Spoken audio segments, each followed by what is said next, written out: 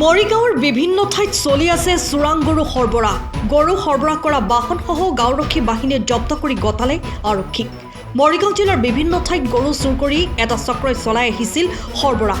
ইয়াৰে এটা চক্ৰক মৰিগাঁও কাছমাৰী পথাৰত বৰঙাবাৰী ৰাইজ আৰু গাঁওৰক্ষী বাহিনীয়ে নিশা AS21 AC 1393 নম্বৰৰ টাটা গাড়ীসহ জব্দ কৰি মৰিগাঁও সদৰ আৰক্ষীক চমজাই দিয়ে।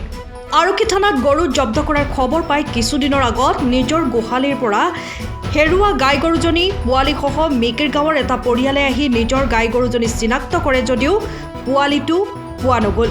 বাহনত ৰাইজে হাতেলোতে ধৰা সৰবৰাহকাৰী কেইজন ক্ৰমে জাকিৰ হুছেইন, আনাৰুল ইছলাম আৰু ৰেকিমুৰ ৰহমান বুলি জানিব পৰা গৈছে।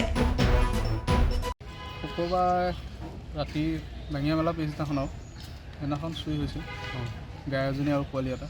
তাৰপিছত আজি গম পালোঁ, ফেচবুকত পালোঁ সদৰ থানাত গাড়ীখন ধৰিছে বুলি। তাৰপিছত ইয়াত আহোঁতে দেখা পাইছোঁ যে গাই গৰুজনী আছে কিন্তু পোৱালিটো নাই। সময়ৰ খবৰ সময়ত পাবলৈ ফ'ল' কৰক টাইম অফ আছাম।